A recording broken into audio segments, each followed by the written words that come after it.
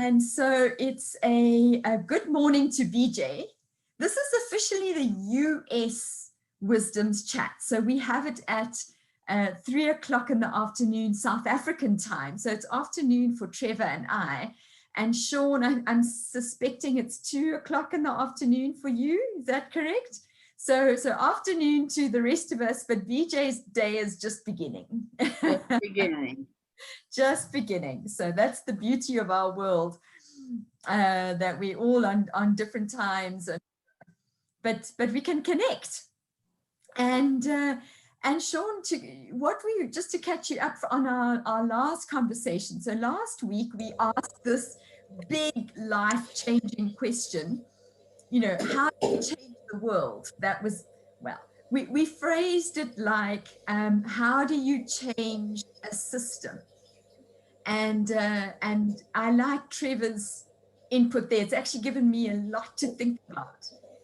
Unplug the Christmas lights, plug the Christmas lights into a whole different system. It's really exercised my brain, that little metaphor.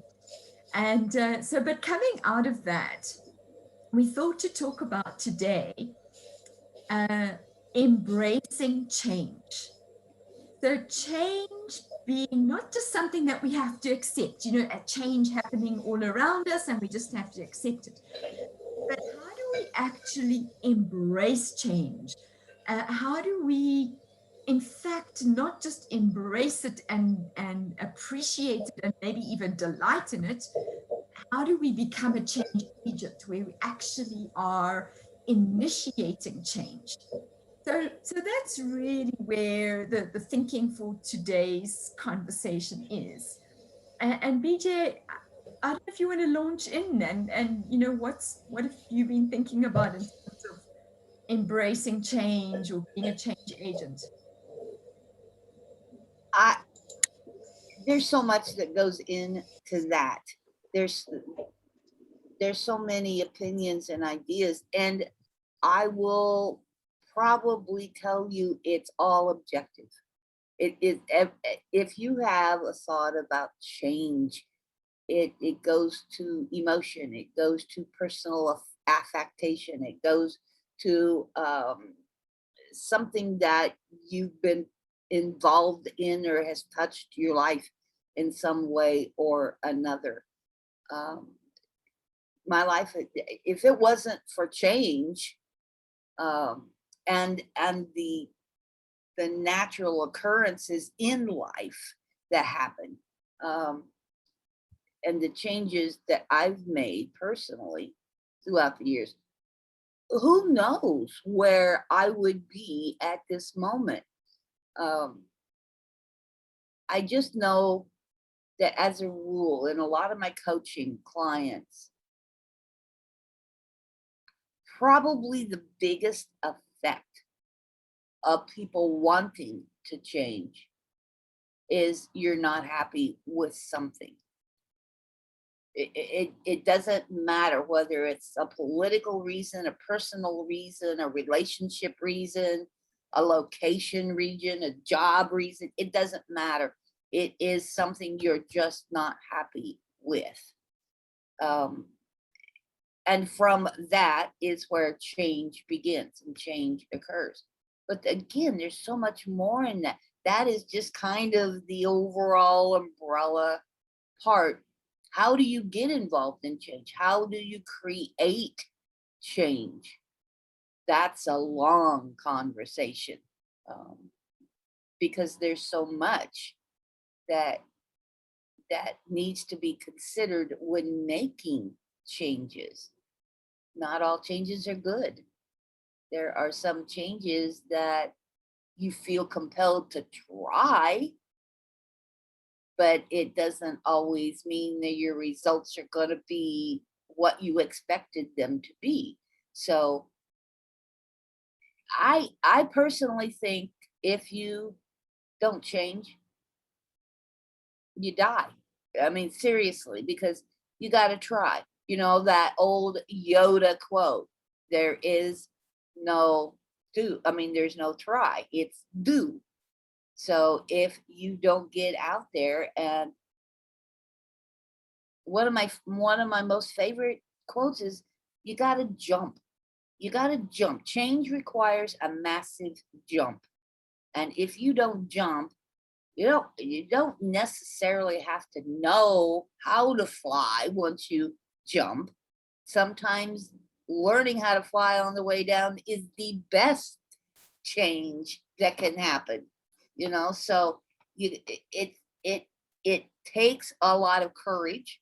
It takes a lot of thought, and sometimes that's part of the process, because we don't think ahead.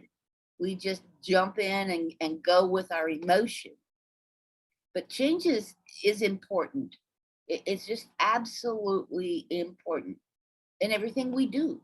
Everything we do. I could go on and on and on and on, because I do think I think change is vital to everybody. Yeah.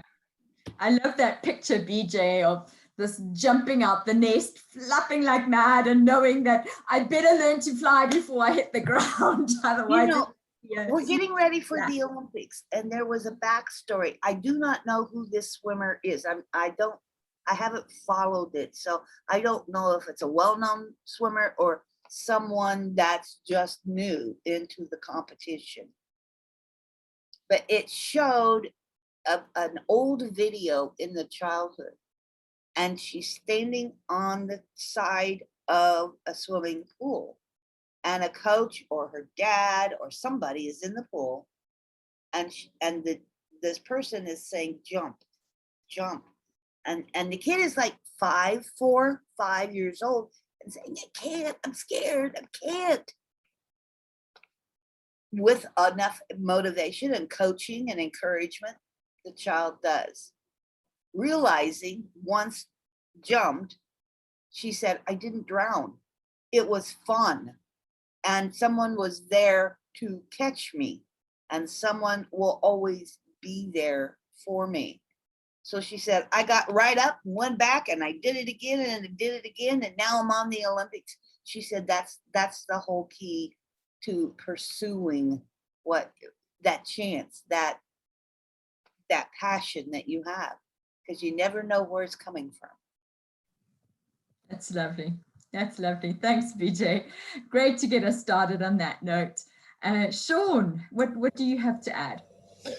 I think change, I'm right behind what BJ's just said there. I think change is made easier if you surround yourself with the people that have got a similar mindset to you, because if you rub shoulders with positive people, you get positive reactions. If you rub shoulders with negative people, guess what? Misery loves misery, and you get miserable reactions. I can, if I may, just tell a very brief story about something that's changed in, I say, my life, but more importantly, our lives in more recent times. Is that in 2019, I was married for the second time to my lovely wife, Michelle, and we went to Cornwall for our honeymoon. Beautiful, sort of the really sort of like the English Riviera, I think it's known as, the Cornwall coast. And whilst we were there, my wife found that she had a bit of a sore foot. Now, she's a type 1 diabetic and has been for some 40 odd years. And when you get some sort of infection, you have to be very, very aware, because obviously type 1 diabetes and infections don't mix very well. Nope. So we decided to just bring the holiday short by a day and make our way home, and which we did. And got her home, and her foot continued to play her up, and she became sort of more and more ill with it, and ended up down at the doctor's the following week. We came back on the weekend. She was down at the doctor's on the following week, and they gave her some antibiotics and sent her on her way.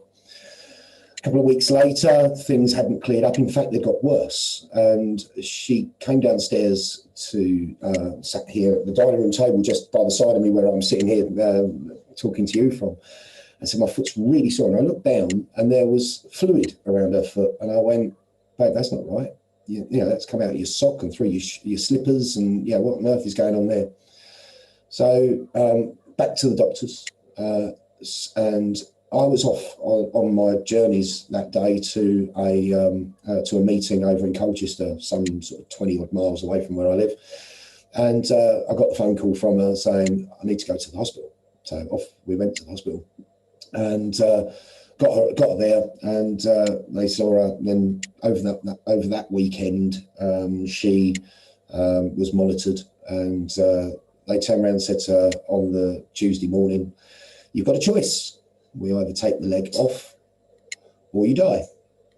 And she went, well, I don't want to die, so you best take the leg off then. And she said, where are you going to take it from? And they said, well, where there's fluid, where there's good blood flow, which was just below the knee. So she lost her leg about a month later, after we got back and all the in and out of the doctors and trialing the medication to see if it helped.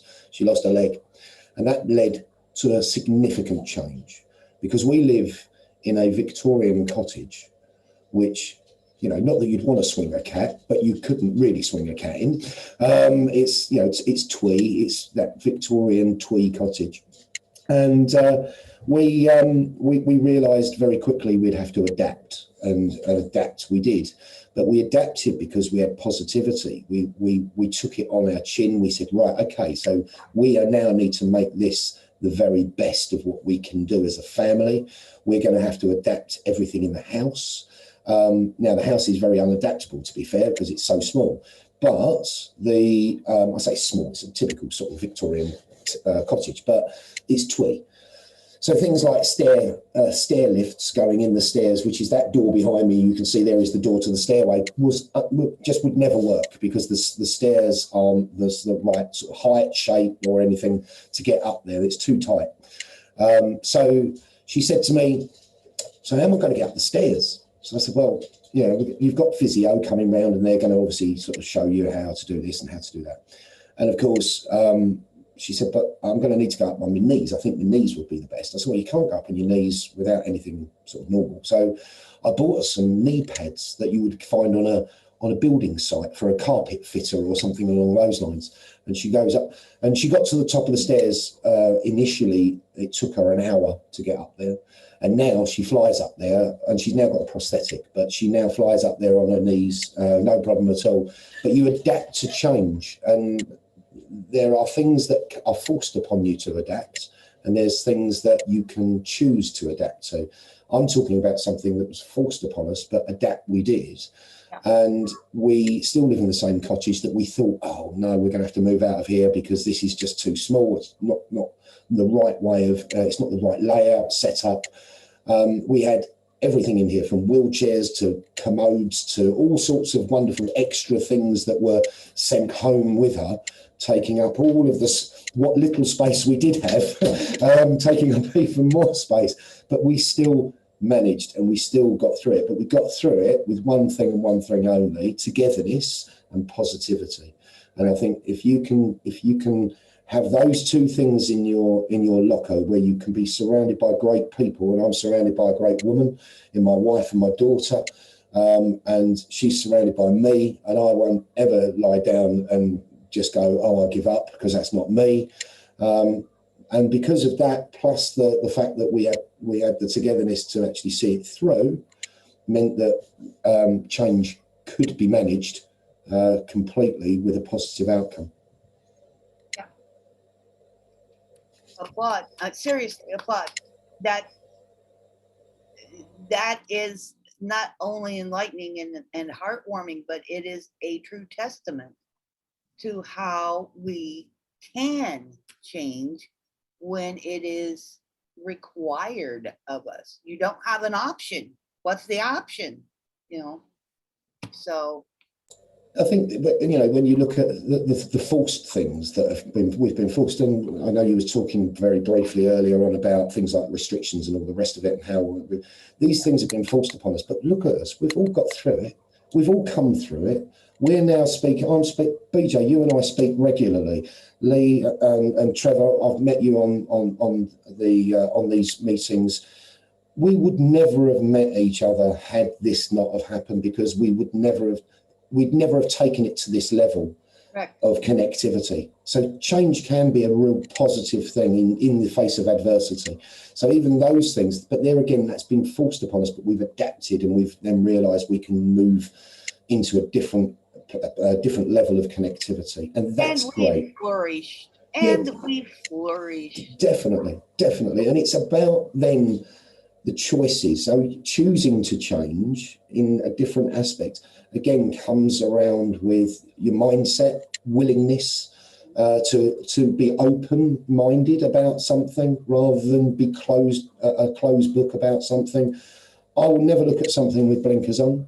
I make my own decisions, and other people, but I will always listen to other people's opinions. And if those opinions, some of those opinions may not resonate with me, but some of them do, that allows that flexibility to change in the future, either now or sometime down the line.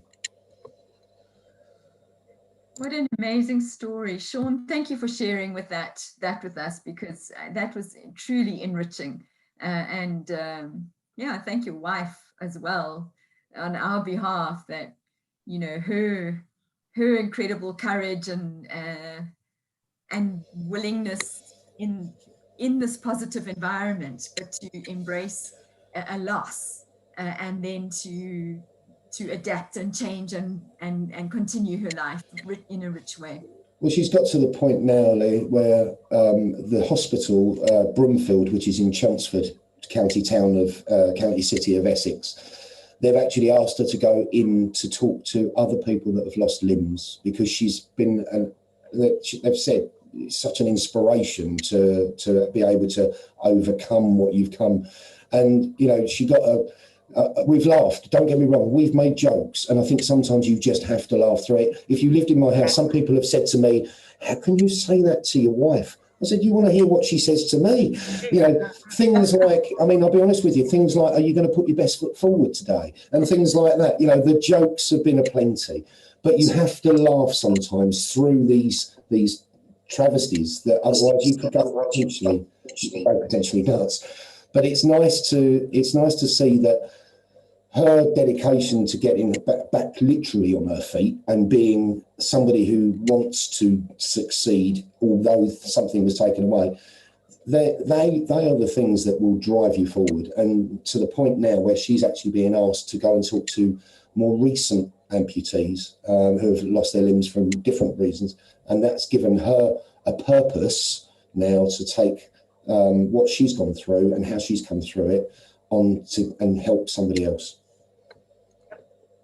Brilliant, Sean. I'm going to ask Trevor to share now, but I do want to because you've just reminded me of a lovely story of my dad, who had throat cancer, and he eventually did die of throat cancer. And I went with him to a doctor who said to him, you've reached the point now where he had a tracheostomy, and he said, well, you can't eat anymore. You have to do everything through the feeding bag, and explained and blah, blah, blah, blah. My dad got into the lift with my mom and I, and turned to us and said, we're going for ice cream. Yep, we went for ice cream. Exactly. Trevor, change.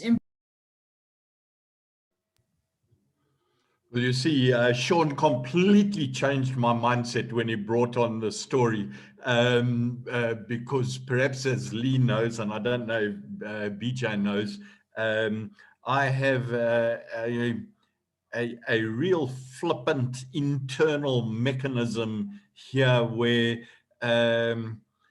it's an extremely wicked sense of humor. So, Sean, while you were talking, I was visualizing your wife walking up the steps and skipping a couple of steps, you know, the old story of what was on the go. But I thought, no, I couldn't voice that because of the serious note. And I was actually going to kick off with the story of I talked about my granddaughter earlier, who was around here when BJ came on board, and her mother. We went climbing in the mountains, and it was a long climb up. Drakensberg Mountains up steel ladders and all that sort of thing. She must have been about 5 years old. And we took her up these, it was really desperate stuff. You know, the chain ladders, Lee, taking a little one. And there was no way we were going to take her back down. And we had a shortcut. And the shortcut was probably about, if I think about it, about a 2-story drop and into a dam. Or a little mountain pool, as it were. And so everyone turned around and said, well, do we go back the long way or do we take the shortcut and all jump into the water? And we all had a team talk. It was 2 families, and we always took our kids out camping almost 2 or 3 times every term. We'd go out.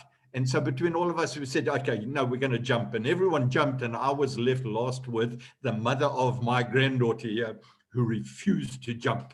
It was going to be hours to go back that way. So while we were having this big old discussion, all the encouraging talk from down below and all that sort of thing, and she was looking around, I said, hey, look down there, and I pushed her in. So BJ will be absolutely horrified, I'm sure. But you know what? It got us home quicker. She's never forgotten it. She's got a great story, and she still swims today. And we talk about, you know what? If you want change to happen, and this was connecting to BJ's story, it's a sink or swim environment. You've actually just got to jump into the deep end. And then as BJ was continuing down that route, I was thinking back to my days. How did I actually make significant changes? And a saying came to mind that I used to have as a youngster. And when I'm saying as a youngster, all the way through to my 40s, when I was making significant business changes. And it was burn your bridges. So, you know, I did a lot of things, different sports, different teams, different businesses. And I think people get trapped into relationships with what they liked in a business, who they liked in a business. And it's almost like a comfort blanket for a kiddie. That it's very, my oldest daughter, we battled to get her out of a dummy habit. She had this blooming dummy until she was probably also about 5 years old. And we happened to be up here in Johannesburg. We took her to Zoo Lake. And the only way that we got this dummy out of this 5-year-old's mouth, and she was a mature 5-year-old. It's my film and media creatively, Maxine. Only way we got out of her was to be rowing into the middle of the lake where all the ducks were. And these poor little ducklings did not have a dummy. And her value system was so giving that we managed to convince her that those little ducklings needed her dummy more than she needed it. And her break was to actually take that dummy out of her mouth and donate it through to the ducklings, which I did like that. But I still had it in my hand just in case we had a problem that evening. But she never ever thought about it again. It was just a complete break.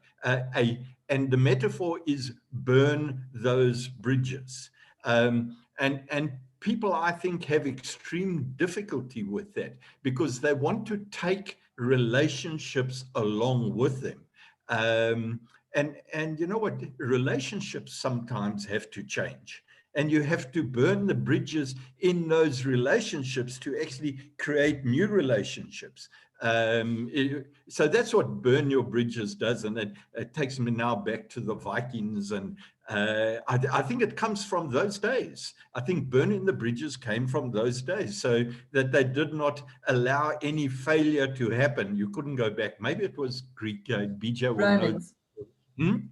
Romans. Was it Romans? Okay. And then as you were talking about your wife losing her leg, I sometimes have a picture, I might bring it up here, but Lee and maybe BJ has seen it, of my mate and I shooting a waterfall. It's amazing how I come back to that picture all the time, Lee. And it's quite a well-known picture here in our country amongst the canoeing fraternity, of us shooting a grade 5 rapid in full flood. And my partner in the back, I mean, we were in perfect unison in this thing. 2 years ago, just before COVID, so it's longer than that. It's probably about 4 years ago. One of the fittest guys around is run 20 comrades, done 30 doozies, done 20 Ironman and all those sorts of things. He's now, what, 74, 75 years of age, one of the fittest guys around. But he suddenly had an event. And that event led him to go to hospital. And immediately he had a heart bypass, where it was a triple heart bypass, where they actually take your heart out of your chest, put it alongside you, and then they do all sorts of manipulations. Okay, so this is my mate. And obviously I had to get down there to be with him immediately when he came out of it. This guy is the most confident guy I have ever known. And he turned around when we first saw him, my wife and I, we couldn't believe how his confidence had been knocked from being the super confident individual who would do anything, anywhere. I mean, he's got stories, and I've got stories about him and what we did that would make your hair curl. And Sean, that's mean, but it would make that hair curl. And when we got in front of him, it was a completely different individual, just completely lacking in confidence. And we went out to go and have a dinner, and we sat down with him. And the first comment that I actually made to him was when he turned around and said, "No, man, they took my heart out," and it was next to me. So I said, "What did you feel beside yourself?" Well, that little comment, and it came out of because I'm just absolutely flippant up here with anything. And for the first time, his wife turned around and said, "You know what, that comment actually pulled him back to normality," because he broke down laughing, and that became his story of his heart and his recovery. And now what's he doing? He's just paddled around Mauritius. Now at 75 years of age, 5 years later, his story is now that he's way better and way stronger after that particular exercise, and he sees himself lost in another 25, 35 good years is where he's going. But again, that was stimulated by you completely changing my mindset to be flippant on this topic, to how you've got to have a sense of humor. That's what I wanted to add to what BJ said. There's certain things that you've got to have to back up your change, but I also think you've got to have a sense of humor because you've got to approach things. You know, if you get too serious about life, especially when you're in the depth, there's only one way to break out of it. Sense of humor, or little cracks, little quips, where other people say, "How can you say that?" Gee, I say those things all the time. My wife, she smacks me. "You see, this ear is bigger than this one." That's because my wife's smacks. You know what? It's our 40th anniversary in five days' time, I think. Ah, congratulations, Trevor. 40 years. How's that for a sense of humor? Yeah, you got to have humor. Seriously. Okay. Well, she's got a grand sense of humor. I love that lady. Never met her, but I love that lady. Here in the States, you say for being married to me, is that right? Yeah, exactly. Yeah, exactly. Here in the States, there's a very popular TV show, and one of the main characters was just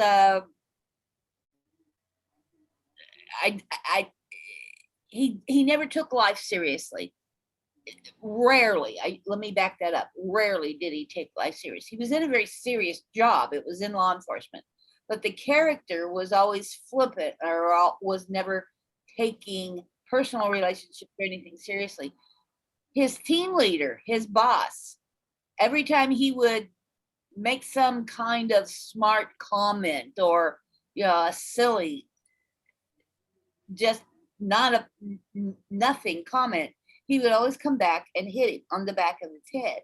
We have a lot of people now doing that. It's called the denozo, and it's just, you know, smacking upside the back of the head. So now we have a lot of people walking around here with flat back heads because they're all being smacked. You can't beat a bit of NCIS. Yeah, yeah. Can't beat a bit of NCIS. Denozo, yeah, absolutely.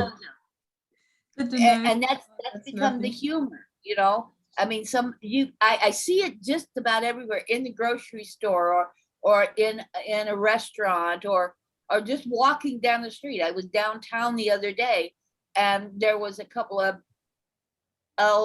mid-teenage children walking with a father, and the kids were being kind of smart aleck. You could hear them walking and making comments, and all of a sudden the dad said, "That's it," and he just did a double denozo upside the back of their heads, and they said, "Okay, all right," you know. It was just their. It wasn't with force, and it wasn't with anything. It was just done with knock it off, you know. Which in some cases, if somebody had said that in that negative mindset, somebody could have said that was child abuse.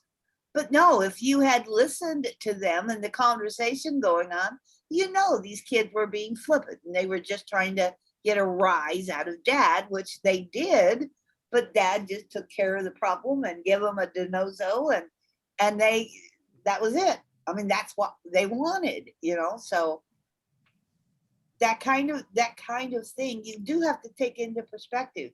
Change does happen. Change, okay. I agree with Trevor as well about actually sort of putting a more sort of fun sort of slant to it and a bit of a sort of more jovial slant to it, because I mean, Michelle got her prosthetic on Christmas Eve, and I threatened to wrap it up and put it under the tree for her, which she found extremely funny. But the only reason why she said not to was because we've got two dogs and she didn't want them dragging it around the room, which you can imagine. But the other thing, and when I bought her the knee pads, I did threaten to buy her a tool belt as well. So when she got to the top of the stairs, she could fix the top rung of the staircase. You know, just little silly things that you make a joke of, but they make you laugh, and it just brings a bit of humanity to it, and it takes away that oh, you know, look what I've gone through. Oh, woe me. We're not like that anyway. But the jokes come Sean, naturally, I think. Sean, in all seriousness, I just missed. I had a glitch on my side where you were talking about actually looking at her foot before you went away. Was this as a result of diabetes? Yeah, it was indirect, but it was due to the fact that she'd been long-term diabetic. She'd got an infection in her foot, and the foot had some problems in the past over the years. She broke the bones in her foot. She'd got a thing called charcoal foot, which is where a lot of the quite a sporting injury where the foot collapses. So she'd had some metalwork put in there. The metalwork had broken in the foot, which was then the problem. So it kept causing sort of infections because of what was going on inside, which didn't help. But the fact that she was type 1 diabetic equally added to the issue, because obviously infections and diabetes just don't work well together. And if you get an infection, straight away you've got to think of your ketones and all the rest of it that are there. Those infection rates start to rocket. So it was part of that, and it was partly down to diabetes. Had she not had diabetes, maybe she wouldn't have lost it, or maybe it wouldn't have been such an issue. But the thing was that the foot was already causing problems for some years. Just as you bring that up, and I don't want to take too long, you shut me up, Lee. if we pass the session, but we've just noted something. Well, I've noted something that's been going on here in South Africa over the past 20 odd years.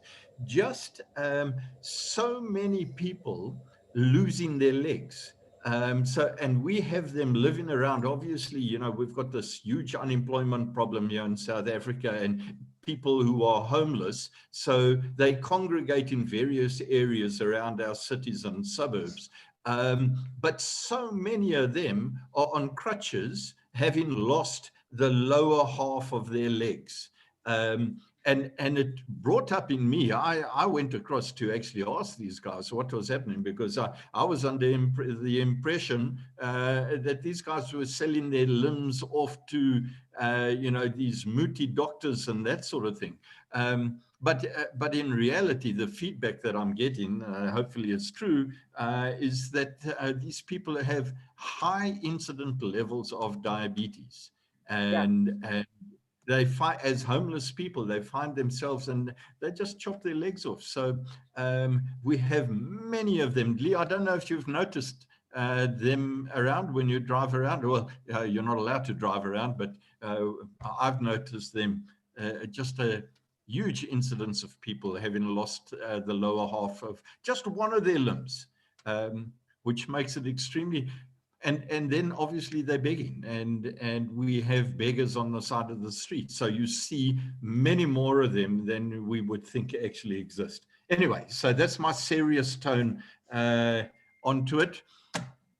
But well, thank you, everybody. Sean, thank you for sharing the story. BJ, always amazing insights. Trevor, I will always imagine poor old Maxine being pushed off Nicole, yeah. Talk about feeding your kids to the wolves or whatever.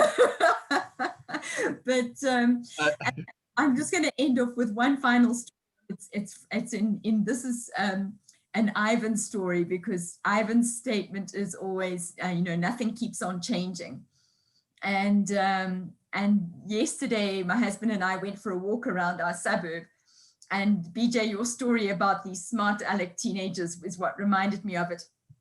And these guys, about 4 or 5, you could tell, like 13, maybe 14, 15-year-olds on bikes. It's about 6 o'clock, it's dusk, and they are roaring around the suburb. I mean, it's like, oh, you know, we're going. And this one guy has got a rucksack on his back with the boom box.